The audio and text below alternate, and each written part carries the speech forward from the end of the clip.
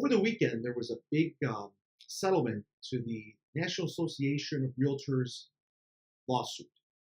And gloom and doom is, that sells newspapers, that gets eyeballs on posts for social media.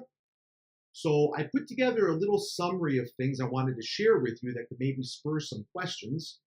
So let me put this on a little thing so that we stay on track. Hello, everyone. I wanted to take a few minutes to talk about the recent NAR settlement.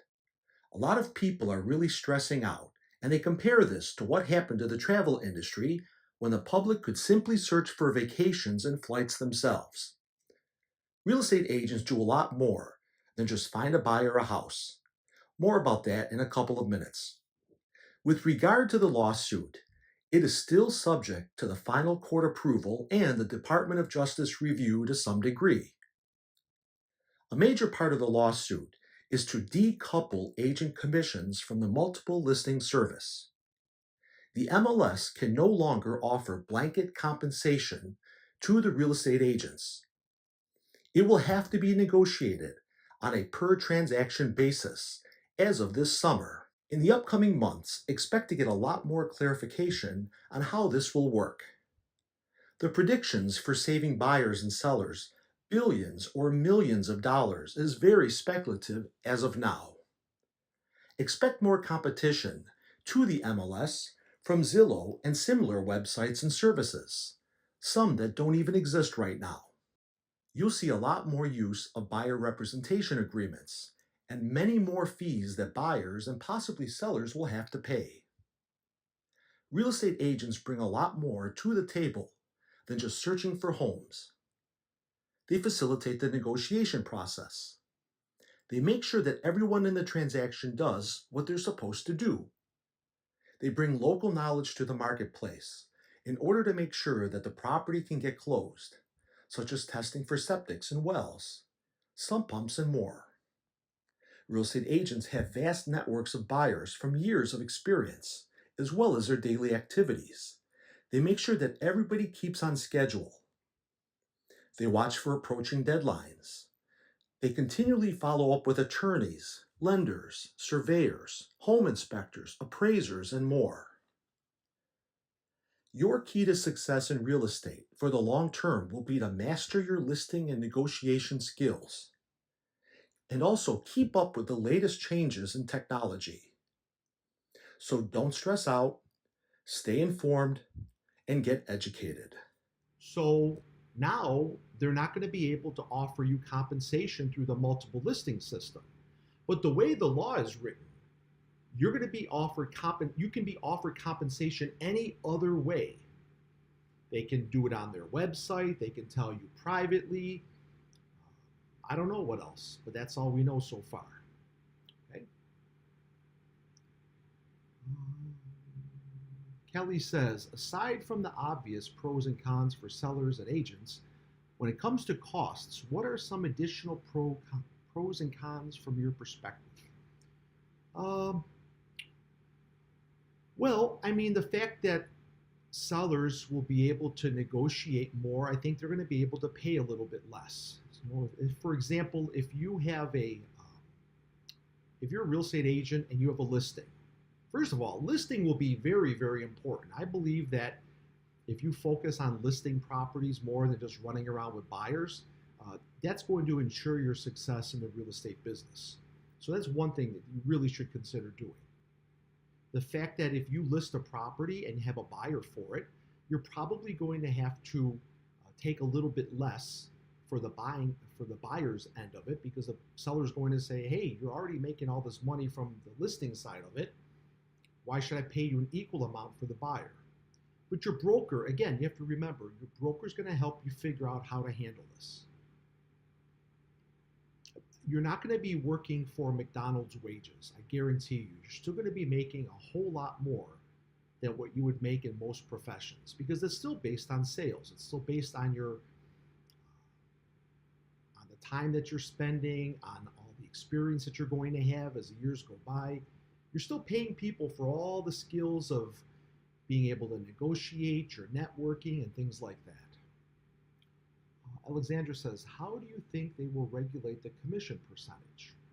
I can only see it being a free for all unless brokerage is regulated.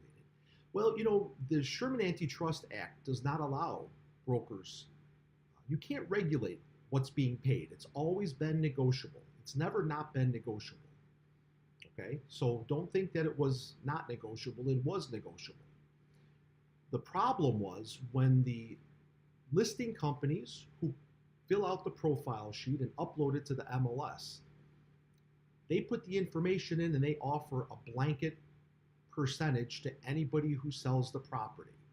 Usually it's people that are members of the MLS.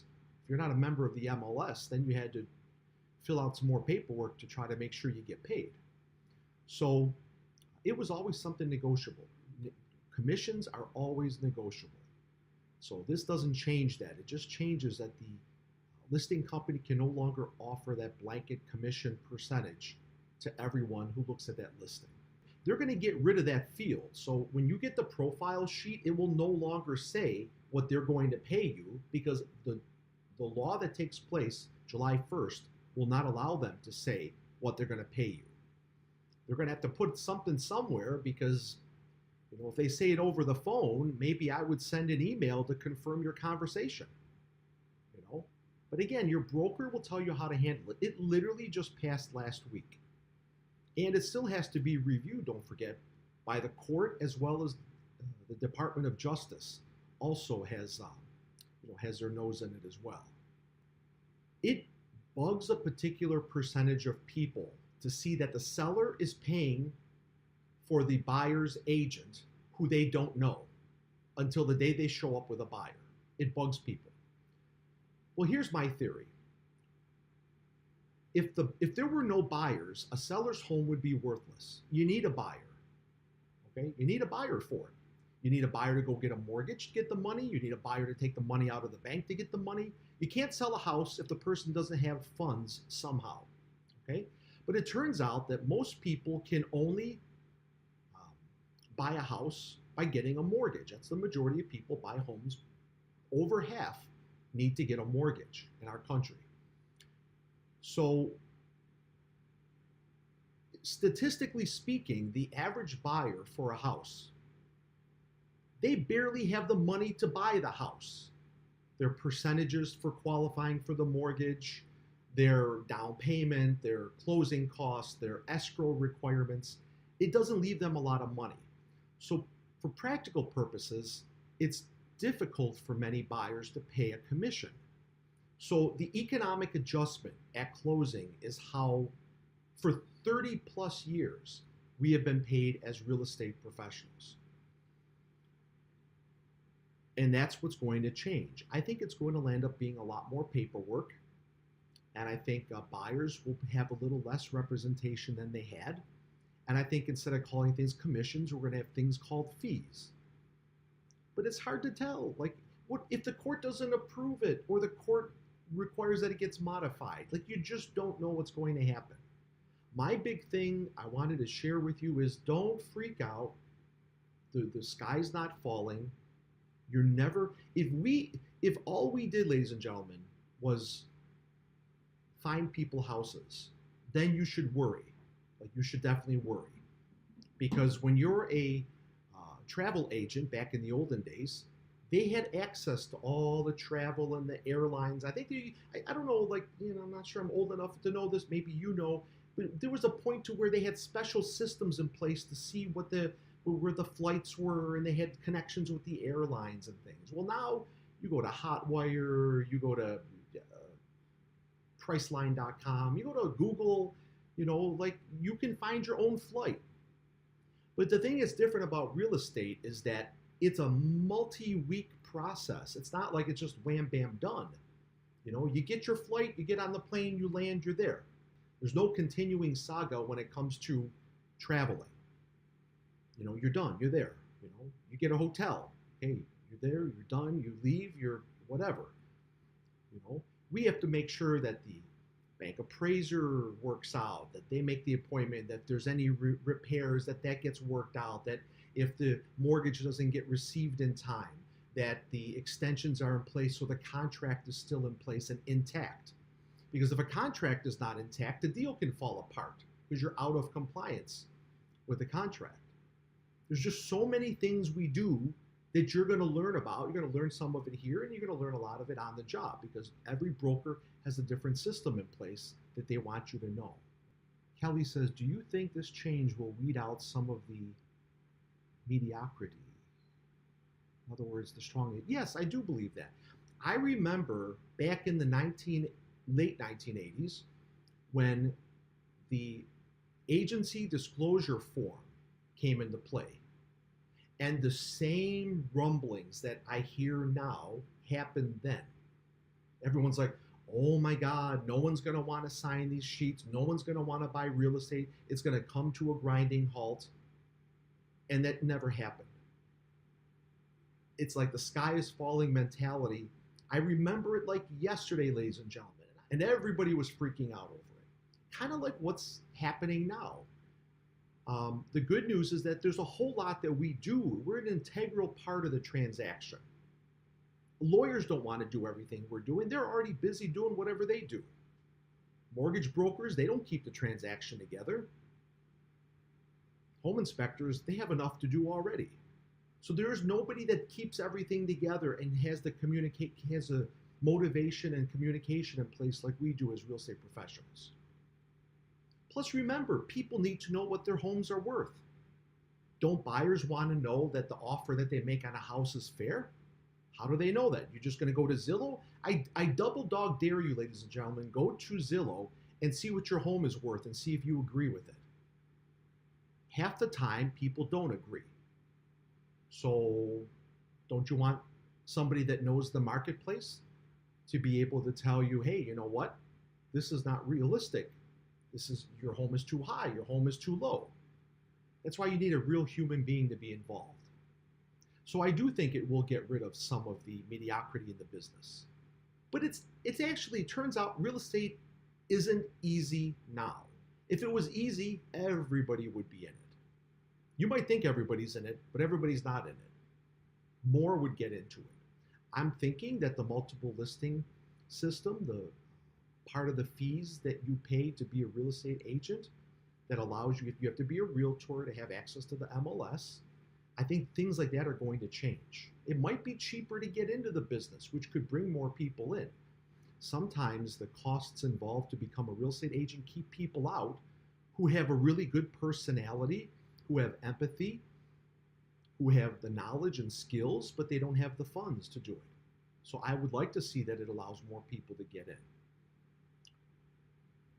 Christopher says, you think it will be a percentage based still? So will it work? So it turns out, Christopher, from my experience of talking to agents in other parts of the country where they have many multi-million-dollar properties compared to what we have in Western New York, it turns out that when the property gets into the many millions of dollars, it's not a flat 3% and 3%. It can drop, and it usually does tend to drop. So, and let me bring something to your attention. The changes that are taking place right now for residential real estate, it's been happening in the commercial environment with commercial real estate for many, many years. Commercial real estate agents are used to what we're going to be encountering, and they seem to function just fine. Is it going to be more hassle? Yeah, it's going to be more hassle. Who's the big winners in this? Well, the lawyers that brought the lawsuit, $418 million, they're probably getting 25 or 30% of that. That's a good payday for convincing the court and the jury to go along with them. I think sellers will be a little bit ahead. I don't think buyers are going to be ahead, though. I really don't. It'll be interesting to see what happens. I think it's going to be good for the big brokers compared to the small brokers. If you work with a little 3-4 person firm, I think it's going to be more challenging because they don't have the same reach and breadth that the big brokers have. So it'll be interesting to see what happens. Lots more will happen. You're getting in this at a very, hey, at least you don't have to unlearn the system.